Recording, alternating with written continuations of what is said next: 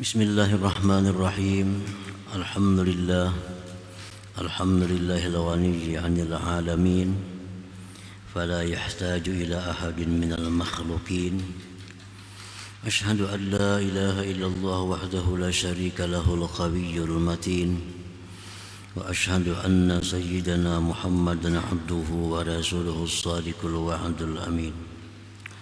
Allahumma salli wa sallim wa barik ala sayyidina Muhammadin sayyidil anbiya wal mursalin wa ala alihi wa sahbihi wa dhurriyyatihi wa atba'ihi ajma'in.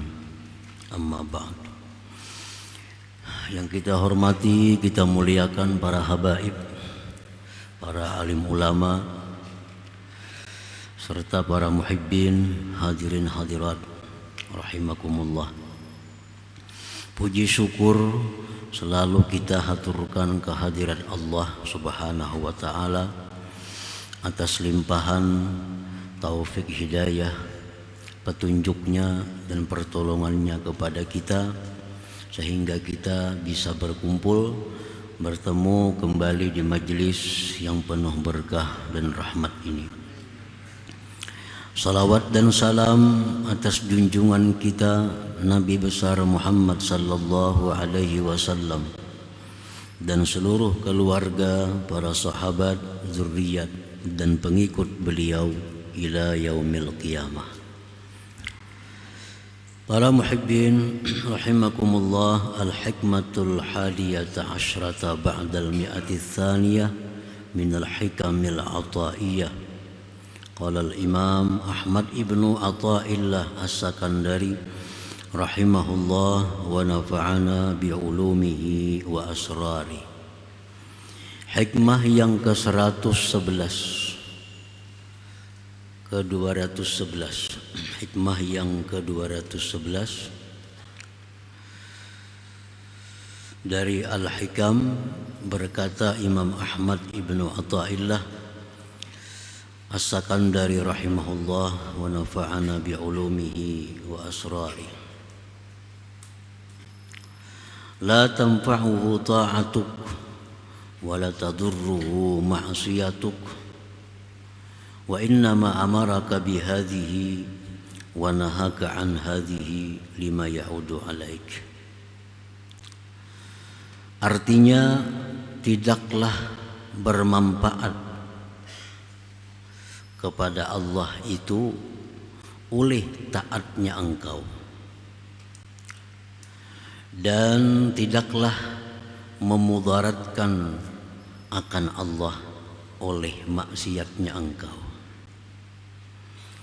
Dan hanya saja Allah memerintahkan dengan perintah-perintah dengan taat, dan Dia melarang daripada ini kemaksiatan karena sesuatu manfaat yang kembali atas diri engkau. Itulah hikmah yang ke-211 ini. Berkata sebagian pensyarah Al-Hikam, Al-Haqqu ta'ala ghaniyun an a'malil 'amilin li'annahu munazzahun 'anil a'wadi wal agrad. Bermula Tuhan Allah Subhanahu wa ta'ala maha kaya daripada amalnya orang-orang yang beramal. Artinya Allah Ta'ala tidak membutuhkan, tidak memerlukan kepada amalan-amalan orang yang beramal itu, karena Tuhan itu maha suci daripada mengambil faidah terhadap makhluknya atau mengambil keuntungan daripada makhluknya. Fala tanfa'uhu ta'atuk wa la tadurruhu ma'siyatuk, maka tidaklah bermanfaat kepada Allah ketaatan engkau, dan tidaklah memudaratkan kepada Allah oleh maksiatnya engkau. Jadi sama ada kita ini taat sama ada maksiat terhadap Allah, itu tidak ada sangkut pautnya bagi Allah manfaat atau mudarat itu. Wa inna ma amaraka wa nahak lima ya'udu 'alaika minal masalih wal manafi fid darain la ghairu. Hanya saja Allah menyuruh engkau dengan taat, menyuruh sembahyang, menyuruh kita puasa, menyuruh kita bersedekah, menyuruh kita naik haji, melarang kita maksiat. Hanya saja Allah lakukan demikian karena sesuatu yang kembali kepada diri kita, daripada kemaslahatan dan manfaat di dunia dan akhirat, tidak ada lain pada itu. Jadi keuntungan ibadah semata-mata untuk kita. 100% keuntungan ibadah itu kembali kepada kita. Tidak ada sedikit pun keperluan Allah Ta'ala dengan ibadah kita ini. Amaraka bitta'at liyuqarribaka ilai. Allah suruh kita dengan taat, sembahyang tadi, zikir, baca Quran, agar dia dekatkan engkau kepadanya, supaya kita dekat. Jadi Allah menyuruh kita dengan macam-macam ketaatan itu agar kita dekat dengan Allah. Karena kalau kita dekat dengan Allah, kita akan beruntung. Karena apa sebabnya? Karena Allah itu maha segala-galanya. Allah maha kaya, Allah maha kuasa. Kalau kita dekat dengan zat seperti itu, keuntungan akan datang kepada kita. Tidak usah dibandingkan kepada makhluk. Cuma sebagai contoh yang kecil, kita dekat dengan orang kaya, nyaman kita. Dekat dengan orang yang berkuasa, nyaman juga kita. Dekat dengan orang kuat, nyaman juga kita. Nah, jadi ini kalau kita taat, kita akan dekat dengan Allah. Allah tuh maha kaya, Allah tuh maha kuasa, Allah maha segala-galanya. Alangkah nyamannya hidup kita kalau kita dekat dengan yang maha kuat, kaya dan sebagainya tadi. Nah, jadi Allah menyuruh kita taat ini supaya kita dekat dengan Allah. Wa nahaka 'anil ma'asi lima ja'ala fiha min 'alamatil bu'di an hadrati, dan Allah melarang, mencegah kita dari kemaksiatan karena sesuatu yang Allah jadikan pada itu maksiat daripada tanda kejauhan kita dari hadrat Allah Subhanahu wa ta'ala. Namun kita maksiat, kita jauh lawan Allah. Makin jauh lawan Allah, kita makin susah, kita makin hina. Kita jauh dengan orang yang mulia, kita akan semakin hina. Dan jadi itu sebabnya Allah melarang maksiat supaya jangan jauh lawan Tuhan. Nah, para muhibbin rahimakumullah.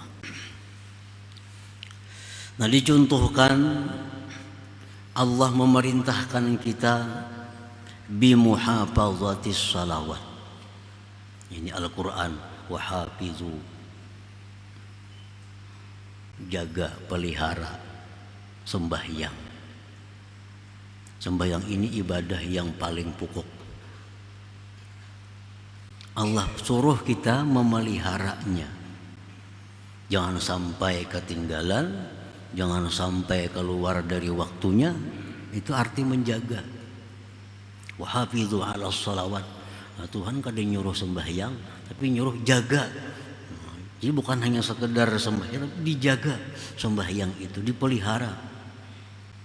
Nah, pelihara sembahyang, jaga sembahyang.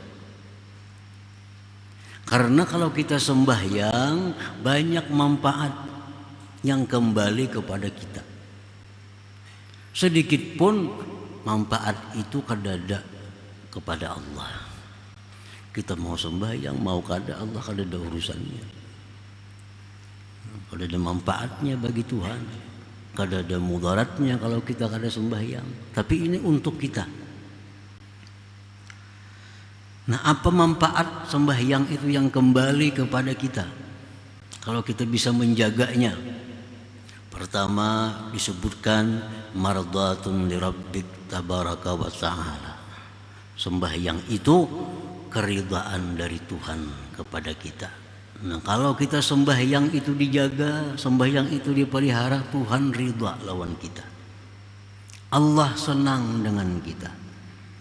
Nah, Allah bila senang dengan kita, siapa nak untung? Kita. Manfaat keridhaan Allah itu kepada kita.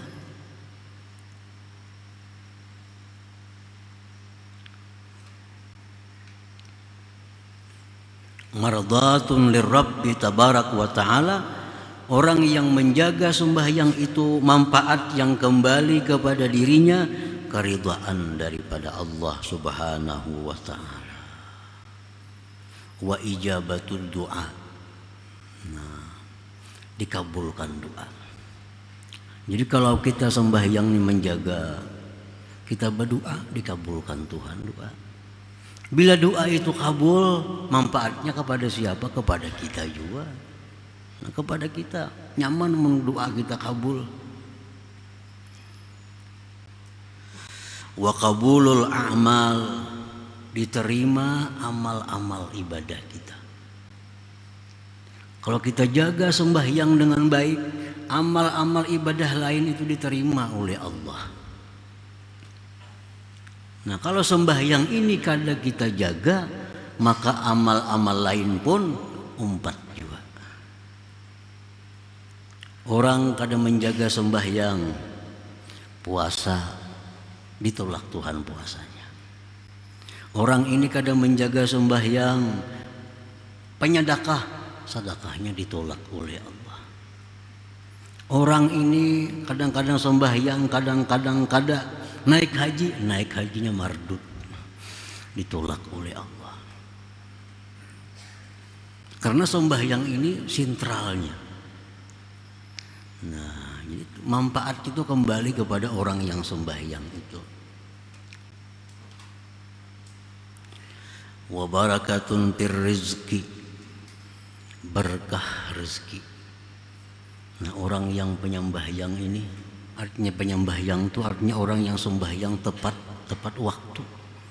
Itu rezekinya berkah. Rezeki berkah itu belum tentu banyak, sedikit tapi berkah, apalagi banyak berkah. Nah, rezeki yang berkah inilah yang membawa kepada taat terhadap Allah. Duit ini bila 10.000 tapi berkah, maka duit ini akan membawa kita kepada ibadah.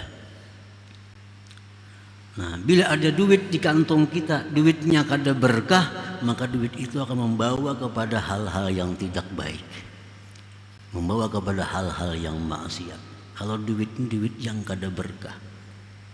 Nah, orang yang sembahyang, orang yang menjaga sembahyang, manfaat yang didapatnya adalah antara lain berkah rezekinya.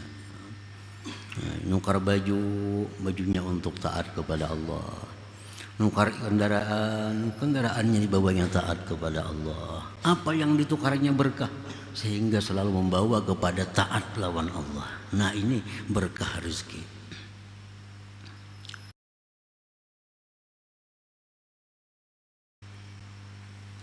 Wa syafi'un an sahibiha, dan memberi syafaat orang yang sembahyang itu. Sembahyang ini memberi syafaat lawan inya, baik menghadapi malaikatul maut. Nah, sembahyang ini memberi syafaat, baik menghadapi munkar dan nakir. Sembahyang ini memberi syafaat kepadanya.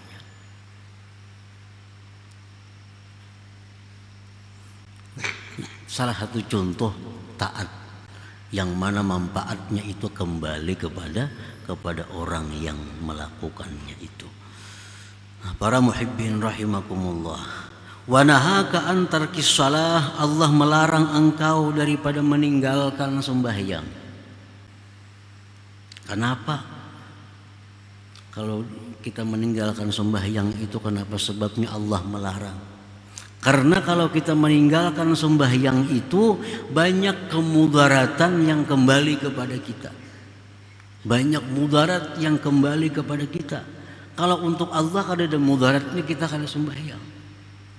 Sedikit pun Allah kada terganggu dengan kita kada sembahyang. Tapi kita yang banyak dapat kemudaratan kalau kita meninggalkan sembahyang. Makanya Allah berulang-ulang, Rasulullah pun demikian, jangan tinggalkan sembahyang itu. Karena meninggalkan sembahyang itu adalah awal dari kehancuran iman, kehancuran Islam, kehancuran orang yang meninggalkannya itu. Nah, oleh karena itu dilarang, sangat dilarang meninggalkan sembahyang itu, karena ini pangkal kemudaratan yang akan datang pada dirinya. Li'annaha rab'ul barakah min kasbihi wa rizqih. Tuhan itu melarang kita jangan sekali-kali kada sembahyang. Karena bila kita kada sembahyang itu berkah ini diangkat. Berkah umur, berkah rezeki, berkah usaha diangkat oleh Allah. Maka bila berkah ini diangkat oleh Allah, kada ada kebaikannya lagi. Usaha kita kalau berkahnya diangkat, usaha itu kada akan baik lagi. Rezeki diangkat berkahnya, akan membawa kepada kejahatan-kejahatan. Nah, itu orang kada sembahyang itu ditariki Tuhan berkah-berkah itu. La yuqbalu minhu sairul a'mal, tidak diterima daripadanya sekalian amal. Pemuasa orangnya tapi sembahyang banu kada diterima Tuhan puasanya itu. Orangnya penyedekah, bakal sedekah nomor 1, tapi kada penyembahyang, sedekahnya kada diterima oleh Allah. La yuqbalu minhu sairul a'mal.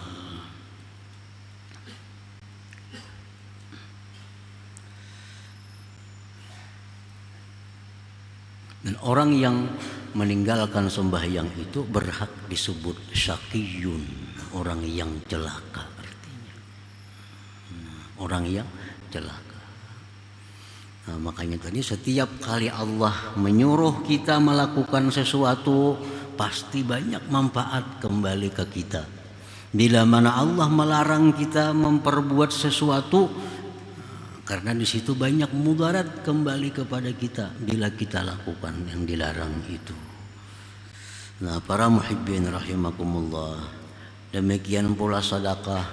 Berulang-ulang Rasulullah, Allah Ta'ala berfirman supaya bersedekah. Kenapa? Karena Allah mengetahui manfaat sedekah itu sangat banyak bagi orang yang bersedekah itu. Tathirul mal, mensucikan harta. Harta kita nih 1 juta bisi duit.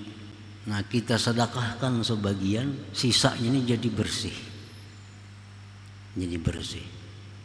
Artinya harta ini ada waktu mendapatkannya itu dengan jalan-jalan yang kurang baik. Amun harta haram kada kawa dibersihkan dengan sedekah. Ini harta-harta halal juga cuma kurang bagus. Nah, harta halal juga cuma didapatnya dengan jalan bersumpah umpamanya. Nah, itu kurang bagus. Supaya barangnya ini laku bersumpah-sumpah. Nah, itu merusak barang, merusak rezeki itu. Nah, dengan disedekahkan maka itu jadi bersih.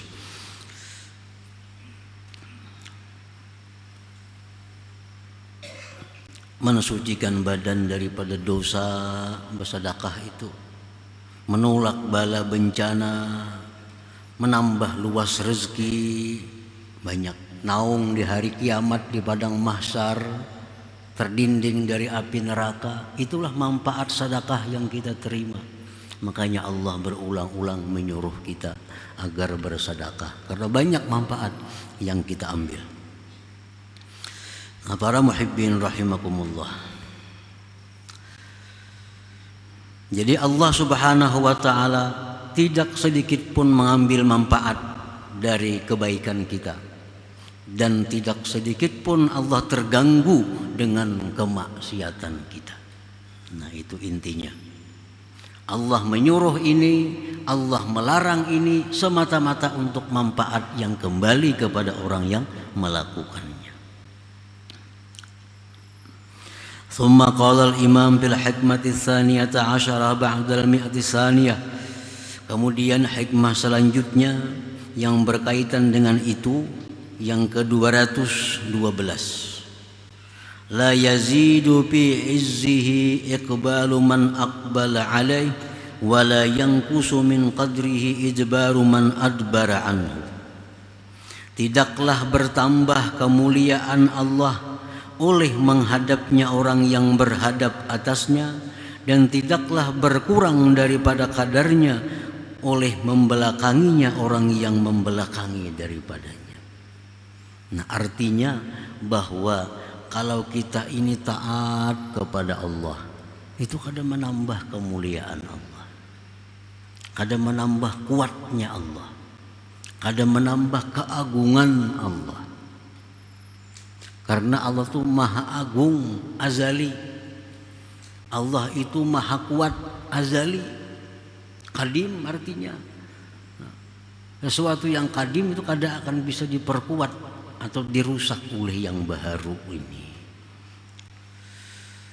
Tidaklah menambah kemuliaan Allah taatnya orang yang taat, dan tidaklah mengurangi kemuliaan Allah orang yang maksiat.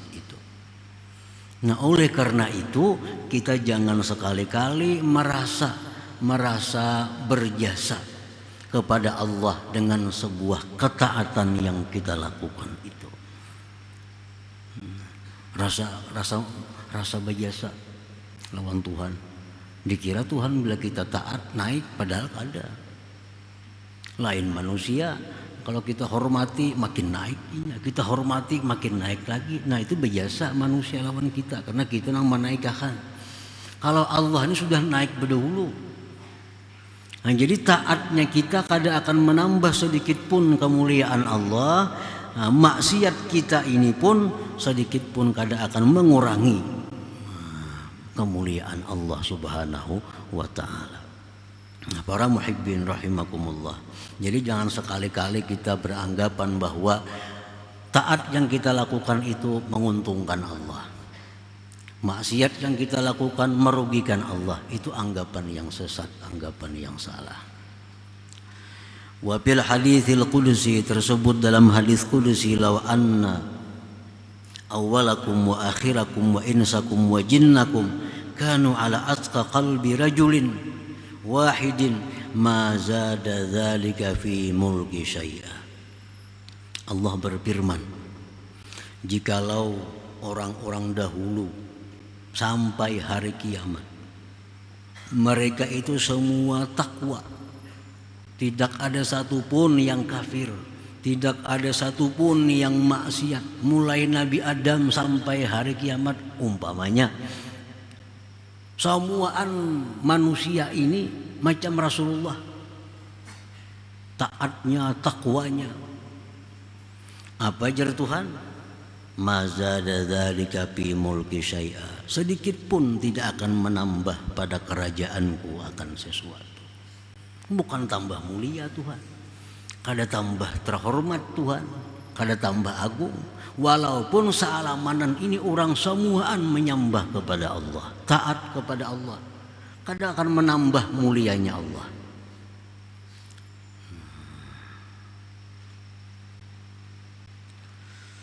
Walau anna awwalakum wa akhirakum wa insakum wa jinnakum kanu ala abjari qalbi rajulin wahidin ma naqasa dzalika min mulki syai'. Kemudian lagi ujar Tuhan, andai kata mulai Nabi Adam sampai hari kiamat, baik manusia ataupun jin, semuaan itu maksiat kepada Allah macam Fir'aun. Misalnya ada 5 miliar Fir'aun, orang mengaku Tuhan, Mulai Adam sampai hari kiamat, Fir'aun semuaan. Ujar Tuhan, sedikit pun kada akan mengurangi daripada kerajaanku. Nah, jadi artinya apa? Bahwa kita taat ini, kita nang jadi mulia, bukan Allah. Kita taat kepada Allah, kita nang tambah mulia. Banyak taat, makin banyak kemuliaan yang kita dapatkan dari Allah. Bukan Allahnya yang mulia dengan taat kita, justru kita akan menjadi mulia bila mana taat kepada Allah. Nah, kalau kita maksiat kepada Allah, bukan Allah hina, bukan Allah turun. Kalau kita maksiat kepada Allah, justru kita yang hina, justru kita yang hancur, justru kita yang jauh daripada Allah Subhanahu wa ta'ala. Kalau Allah sedikit pun kada akan terganggu dari dengan kemaksiatan kita. Nah, para muhibbin rahimakumullah. Jadi dua hikmah ini 211 dan 212 ini berkaitan satu dengan yang lain. Yang pertama tadi menunjukkan bahwa taat kita tidak menguntungkan Allah, maksiat kita tidak merugikan Allah, tapi kita yang untung bila taat, kita yang rugi bila maksiat. Kemudian selanjutnya hikmah yang 212 ini, kalau kita taat, Allah kada tambah mulia. Kita maksiat, Allah kada akan kurang kemuliaannya. Tetapi kita taat, kita yang tambah mulia. Kita maksiat, kita yang turun kemuliaannya.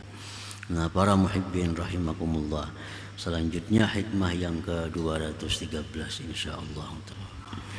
Ya Allah biha, ya Allah biha, ya Allah bihusnil khatimah. Ya Allah biha, ya Allah biha, ya Allah bihusnil khatimah. Allah biha, ya Allah biha, ya Allah husnil khatimah. Faya yarjuna min syafa'atan sallu alaihi wa sallimu taslima. Allahumma salli wa sallim